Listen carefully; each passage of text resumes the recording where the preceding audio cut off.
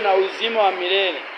Ndio maana anasema, kwa maana jinsi Mungu aliupenda ulimwengu na hata akamtoa mwanawe wa pekee, kila mmoja mwaminie asipotee, bali awe na uzima wa milele. Ni kwamba Mungu alitupenda sisi ili kusudi tuwe na uzima wa milele. Mwanzo Mungu aliumba ulimwengu, na alipoumba ulimwengu aliumba kwa mfano wake yeye, na ndio maana akasema tumuumbe mwanadamu kwa mfano wetu.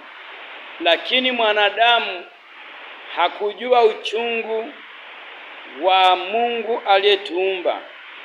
Yeye anajua maisha yake ya kuishi, lakini kwa mtu amwenye gharama ya kuelewa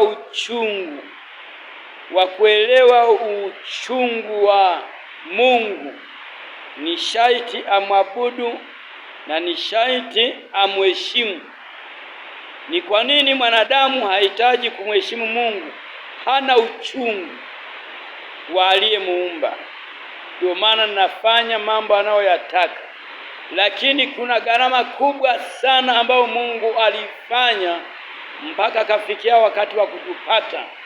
Tumefikia wakati mwanadamu anafanya mambo ya kwake yeye mwenyewe, lakini Mungu anaendelea kutuvumilia kwa kiasi kikubwa sana. Ikafikia mwanadamu anamuasi Mungu, inafikia mwanadamu anamwacha Mungu, anaona mwanadamu hafai na wala Mungu hafai, ila anatafuta mambo yake yeye mwenyewe na anatafuta matamanio yake yeye mwenyewe.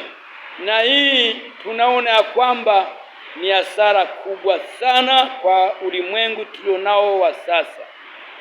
Biblia inaposema hapo mwanzo aliumba mbingu na nchi, hakufanya kama mwanadamu anavyohitaji afanye. Alifanya ya kwamba dunia isiwe na ukiwa, maana amemaliza kuumba ardhi na nchi kavu. Sasa anayetakiwa kuishi ndani ya hiyo ardhi na nchi kavu ni mwanadamu anayefanana na mimi. Naona anayefanana kwa vyovyote vile alivyo, anayoishi maisha anayoyaishi Mungu, na mwanadamu ayaishi hayo. Anayeishi ndani ya utakatifu, na mwanadamu aishi hivyo.